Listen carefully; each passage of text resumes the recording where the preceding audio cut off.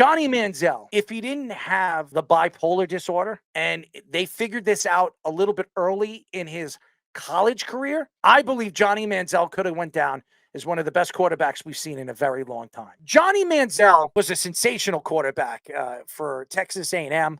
It was the house that Johnny built. They have a lot of people say that Texas A&M for those 2 years, and he was the only freshman quarterback, only freshman player to ever win a Heisman.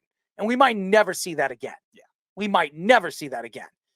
Johnny Manziel, I've heard from numerous amount of coaches that played against him in college, said he was the greatest quarterback he's ever played against. And one of them, Nick Saban, who came out there and said it, he even said it in his book, that Johnny Manziel is the greatest quarterback he's ever. And look, Nick Saban played against some of the greatest quarterbacks that went on to the NFL and became some of the greats that ever played. And what was so interesting about what he was saying is he brought up his friends.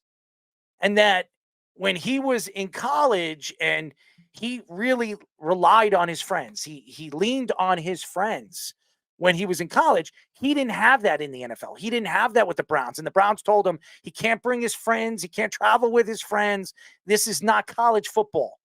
You're not the superstar on this team.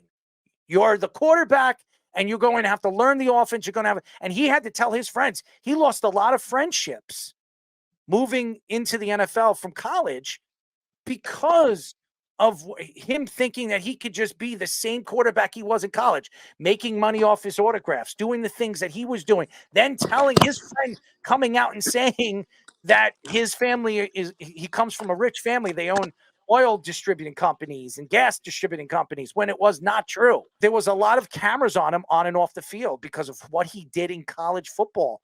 And it bothered him because he couldn't handle the stress. He couldn't handle what Tim Tebow was handling and he mentioned Tim Tebow because everybody was comparing him, his superstardom in college, to Tim Tebow. But he was better than Tim Tebow because he can throw the ball and he can move inside and out of the pocket and use his legs. The only problem with Johnny Manziel that he didn't have that Tim Tebow did have was some kind of brain. That's really why Johnny Manziel never made it. Well, Tim Tebow's a preacher. Well, we know he's a preacher, and we know that Tim Tebow's career now is not about football. He was a good quarterback, good dude. He flashy. At the end of the day, the Cleveland hasn't had a great quarterback. You know, he was. My mom loved how he played, the excitement he brought to the game. But he knew what he was doing. It's just like any other kid. What makes him different from everybody else?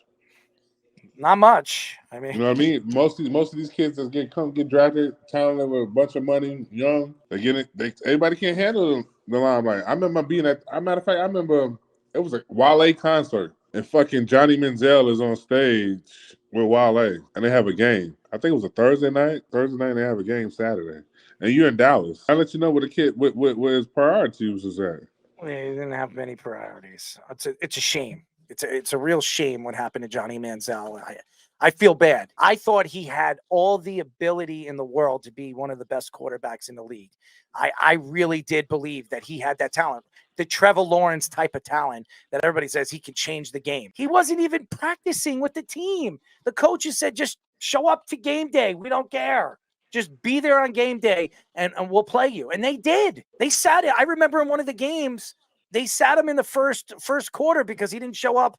Yeah. He showed up 5 minutes before the game or something like that. Yeah. And then he still won the game. He still put up 350 yards and 4 touchdowns. Okay. So that's the type of player he was. And to say that he couldn't be a great NFL quarterback is crazy. I just don't think his mind was in the game. I just don't think his talent was enough for him. I think to him, it was all about, hey, you know what? I'm flashy. I'm money. I'm Money Manziel, or whatever the hell he calls himself. He hung out. Johnny Football. Whatever he called himself. Johnny Football. He hung out, like I said, Floyd Mayweather, all these guys that have a ton of money. But who was Johnny Manziel to Floyd Mayweather? Who was he to Justin Bieber? Who was he to 50 Cent? He was a nobody.